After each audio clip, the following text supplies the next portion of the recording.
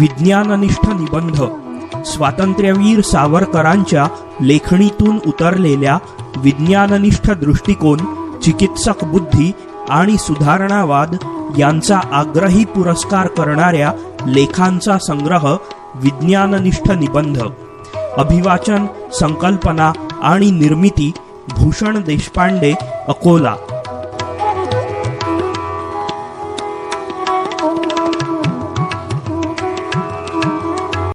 निबंध 10वा.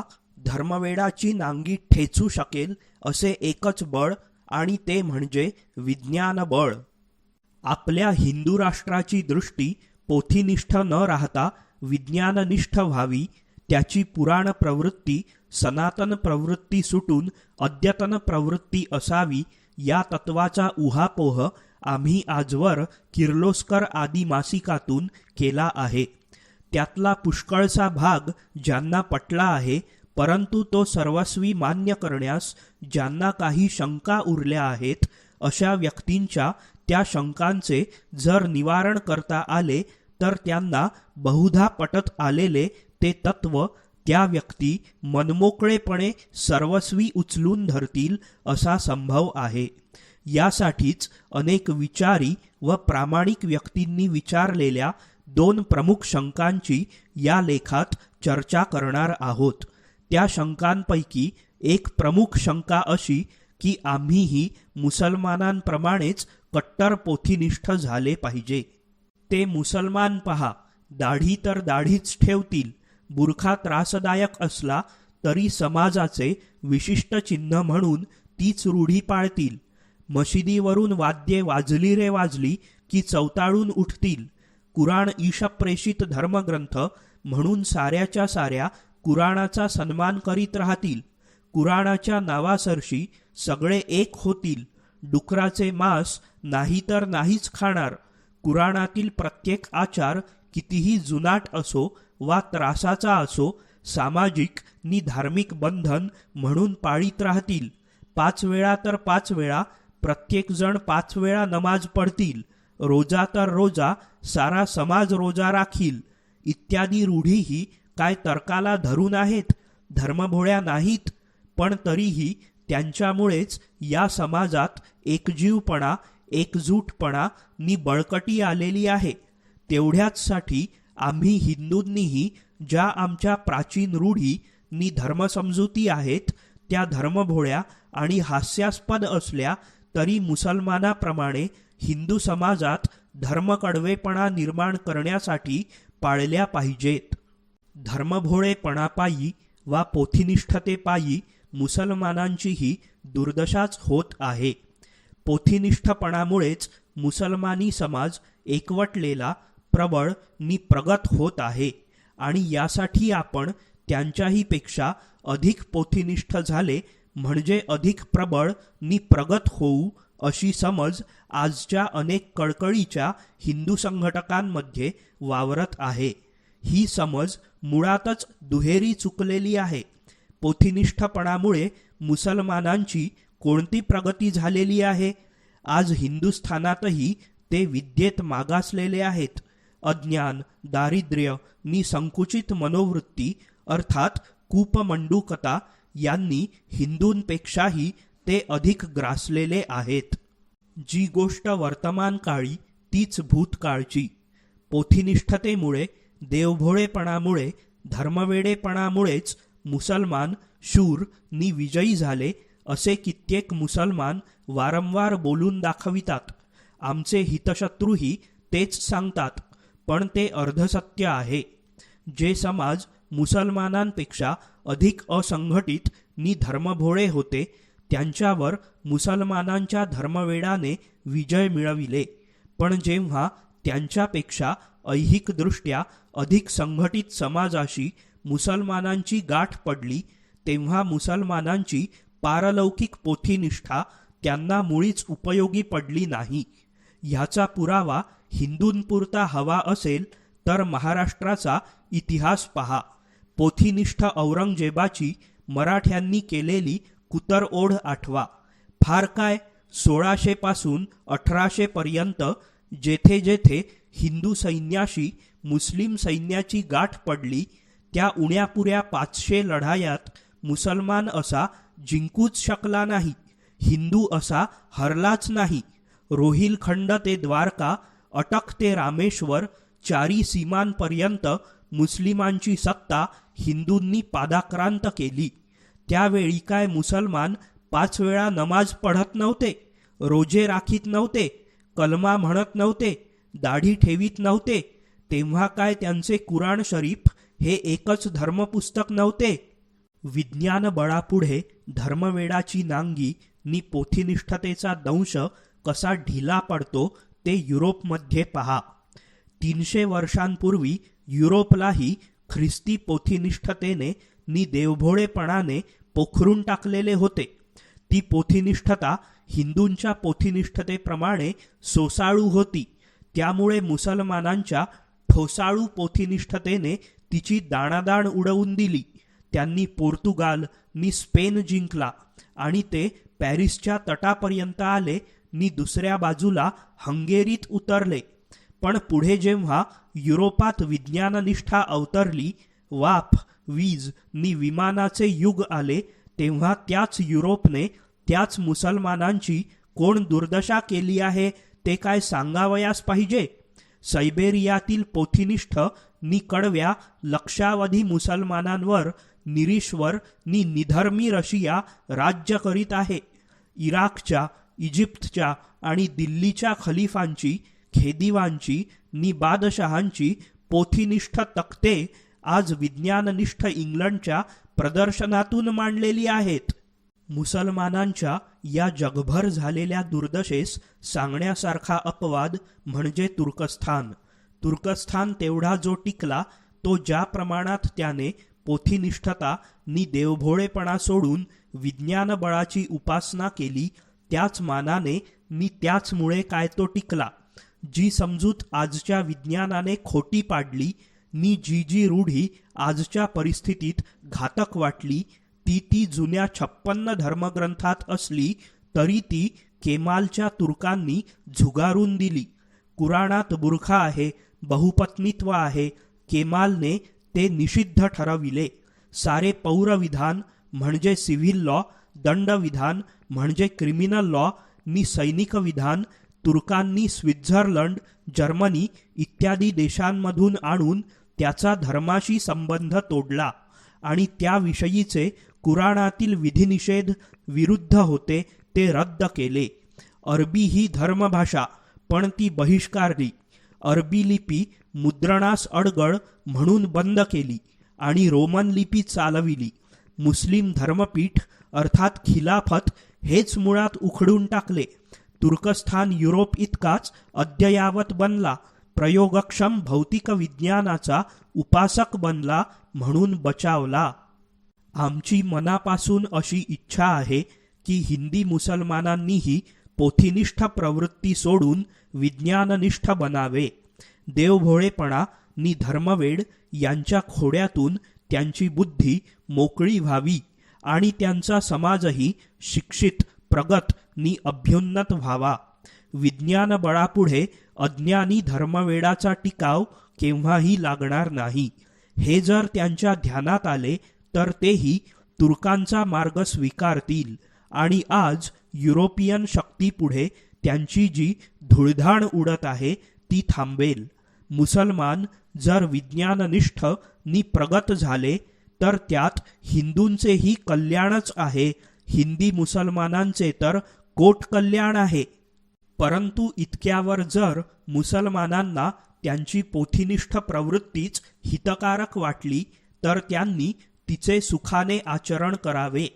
परंतु आम्ही ही खूणगाठ मनाशी बांधून ठेवली पाहिजे की ज्या अर्थी युरोपच्या विज्ञानबळापुढे मुसलमानांच्या धर्मवेडाचे काही एक चालत नाही, ज्या अर्थी बुद्धिनिष्ठ प्रगतीला पारखे झाल्यामुळे मुस्लिम समाज आज आमच्या हिंदू समाजापेक्षाही अज्ञान, दारिद्र्य नि अवनती यांच्या तावडीत सापडलेला आहे आणि ज्या अर्थी आम्हास आज जे तोंड द्यावयाचे आहे ते विज्ञान युगास नि युरोपीय विज्ञान बळासच द्यावयाचे आहे, त्या अर्थी मुसलमान पोथीनिष्ठ आहेत, म्हणून आम्ही सवाई पोथीनिष्ठ सवाई देवभोळे नि धर्मवेडे होणे हा काही आमच्या अभ्युन्नतीचा उपाय नव्हे.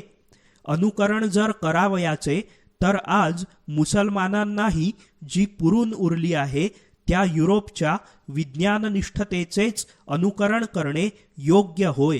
जे संपादन करावयाचे ते धर्मवेडाची नांगी ज्यापुढे ढिली पडते ते विज्ञान बळच होय. देवभोळेपणाचे सारे ताईत तावीज शिव्याशाप ज्या कवचावर चालूच शकत नाहीत ते विज्ञान कवचच इंग्लंड, रशिया, जर्मनीप्रमाणे आम्ही धारण केले पाहिजे.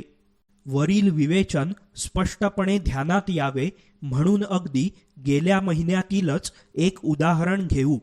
पंजाबमध्ये विधिमंडळात एक मुसलमान महिला प्रतिनिधी म्हणून निवडून आल्या. विधिमंडळाच्या शपथविधीच्या वेळी त्या जेव्हा सभागृहात आल्या तेव्हा तिकडच्या मुस्लिम शिष्टाचाराप्रमाणे त्या बुरख्यात आल्या. स्वतंत्र स्थळी एका बाजूस बसल्या. त्यांचे मुखदर्शन तर अवगुंठणामुळे अशक्य होतेच, पण सभापद्धतीप्रमाणे सर्व प्रतिनिधींनी जे हस्तांदोलन करावयाचे तेव्हाही मोठा पेच पडला. कुराणात बुरखा राखावा असे उल्लेख आहेत हे अगदी खरे, आणि त्या माननीय महिलेच्या त्या पोथीनिष्ठ भावनेला तिच्यापुरते सन्मानिले पाहिजे. पण म्हणून मुस्लिम स्त्रिया पहा कशा स्वधर्माभिमानी असतात त्या, असे त्या उदाहरणाचे मोठे कौतुक का करायचे? आणि तिच्यापेक्षा हिंदू स्त्रियांनी सवाई स्वधर्मनिष्ठ झाले पाहिजे. बंगाल आदी उत्तरेकडे ज्या हिंदूंमध्ये बुरख्याची बुरसटलेली चाल आहे त्यांनी बुरखा सोडूच नये असे का आम्ही सांगायचे? दक्षिणेतील विधिमंडळातूनही हिंदू महिलांनी डोक्यापासून पायापर्यंत शिवलेल्या एका पिशवीत घुसून वावरत जावे नि सभागृहात एका कोपऱ्यात सोहळ्याने बसावे असा उपदेश का द्यायचा? बुरख्याची चाल ही एक अत्यंत अडाणी अडगळीची विद्रूप रूढी आहे. ती मागच्या 56 पोथ्यांमध्ये असली तरी आज टाकली पाहिजे हे हिंदी मुस्लिमांच्या ध्यानात आले नसले तरी जगातील प्रगत मुस्लिमांच्या ध्यानात आलेले आहे. लाहोरच्या विधिमंडळातील मुस्लिम स्त्री प्रतिनिधी सभागृहातही बुरख्यात बसतात हे वृत्त मुस्लिम वृत्तपत्रे ज्या महिन्यात छापित होती त्याच महिन्यात वृत्तपत्राने ही बातमी छापली की अल्बेनियाच्या राजाने बाल्कनकडील आपल्या मुस्लिम प्रजेला सक्त आज्ञा सोडली की जी स्त्री बुरखा घेऊन बाहेर हिंडेल तिचा तो एक दंडनीय अपराध समजला जाईल. तुर्कांनी त्यांच्या राज्यातून बुरख्याला कधीच चाट दिली. इराणनेही अलीकडे बुरखा निषेधिला आहे. तरुण तुर्कांसारख्या मुस्लिम राष्ट्रांनीही ज्या रूढीचा अडाणी रूढी म्हणून त्याग केला ती रूढी जर हिंदी मुस्लिम मोठे भूषण म्हणून मिरवीत राहिले तर ते त्यांच्याच पायावर धोंडा पाडून घेतील. अशा स्वधर्माभिमानाचे अनुकरण हिंदूंनीही करणे म्हणजे वेड्याच्या नादी लागून आपणही वेडे बनणे आहे. ते युरोपियन पहा, बायबलात स्त्रिया आणि दास हे केवळ आश्रित नि दयेचे विषय आहेत, समानतेचे नव्हेत. पण आजच्या व्यवहारात ती पोथी गुंडाळून ठेवून त्यांनी आज राष्ट्रधारणास अवश्य त्या प्रकारचे स्त्री समानतेचे आणि स्त्री स्वातंत्र्याचे नवे नवे निर्बंध पटापट बनविले. युद्धातही स्त्रियांची सैन्ये झुंजत आहेत. दासप्रथा तर स्वतःच्या लोकांपुरती तरी निषिद्ध आणि दंड्य ठरविली. आम्ही करावयाचे तर युरोपियनांचे अनुकरण उपयुक्त त्या प्रमाणात करावे. दुसरे उदाहरण म्हणजे राष्ट्रभाषा आदी अधिवेशनांच्या प्रसंगी नमाजाच्या वेळा येताच हिंदी मुसलमान त्या अधिवेशनाचे काम स्थगित करावे असा जो एक आग्रह धरतात त्याचे. ही त्यांची पोथीनिष्ठ प्रवृत्ती त्यांनाच नडेल. उद्या जर त्यांची रशियाशी लढाई जुंपली आणि सकाळी 9 वाजता, दुपारी 12 वाजता, संध्याकाळी 5 वाजता सारे मुसलमानी सैन्य लढाई सोडून नमाज पढू लागले, तर काय रशियन सैन्ये नमाज सरेपर्यंत आपल्या दारुगोळ्यात पाणी ओतून ठेवतील? ते निर्देव बोल्शेविक रशियन सैन्य उलट तीच संधी साधून अशी निकराची चढाई करतील की नमाज आटोपण्याच्या आत लढाईच आटपून जावी. जो नमाजाला बसला तो पुन्हा उठूच नये. मॉस्कोच्या विधिमंडळातील मुस्लिम सभासद जर नमाजाच्या वेळी दिवसा रात्रीतून 5 वेळा उठून गेले, तर तीच संधी साधून सोव्हिएट सभासद मुस्लिमांना जे अहितकारक होतील असे 25 निर्बंध पटापट संमत करून टाकतील. आणि अशा धर्मनिष्ठतेत मुसलमानांच्याहून वरचढ होण्यासाठी त्यांच्या नियमाप्रमाणेच आमच्या संध्येचेही आत्मघातक स्तोम आम्ही माजवायचे काय? नमाजाच्या वेळी विधिमंडळे, राष्ट्रसभा इतकेच नव्हे तर लढायासुद्धा बंद पाडा असे मुस्लिम मौलवी म्हणतात. यास्तव आमच्या संध्येच्या वेळी पण विधिमंडळे, राष्ट्रसभा नि लढाया बंद ठेवण्याचा आग्रह आमच्या पंडितांनीही धरायचा की काय? अशा पोथीनिष्ठ प्रतिनिधींच्या नमाज संध्येच्या जोड पुण्याईने त्या राष्ट्रीय विधिमंडळाचा मात्र कपाळमोक्ष होण्यास विलंब लागणार नाही. तेव्हा अशा प्रकरणी मुसलमानांसारखे पोथीनिष्ठ होणे ही तोडीस तोड देण्याची रीत नसून युरोपियनांप्रमाणे विज्ञाननिष्ठ, प्रत्यक्षनिष्ठ, भौतिक उपयुक्ततानिष्ठ होणे हीच त्यावरची खरी तोड आहे. खाण्यापिण्याच्या प्रकरणी विज्ञाननिष्ठ युरोपियनांचाच सिद्धांत प्रत्यक्ष अनुभवी आणि हितकर ठरला आहे.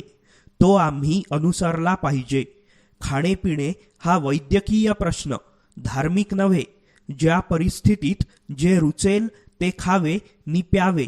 यामुळेच युरोपियन लोक उत्तर ध्रुवापासून दक्षिण ध्रुवापर्यंत कुठेही गेले तरी अन्न असून निव्वळ पोथीवारी उपाशी मरत नाहीत. कांदा खावा की लसूण, दोडका खावा की कोंबडी, डुक्कर खावे की मासे, जुन्या करारातील 56 अखाद्ये किंवा कुराणातील 500 अखाद्ये किंवा पुराणातील 500 वर्ज्य पदार्थ, ते सारे जंजाळ नि तो सारा काथ्याकूट त्यांनी ब्रिटिश म्युझियममधल्या कपाटातून बंद करून टाकलेला आहे. प्रत्यक्ष व्यवहारात एक अद्ययावत वैद्यक तेवढे हाती घेऊन ते जेवायला बसतात. रुचेल नि पचेल त्याच्या हातचे, रुचेल नि पचेल त्या स्थळी ते खाऊन पिऊन मोकळे होतात.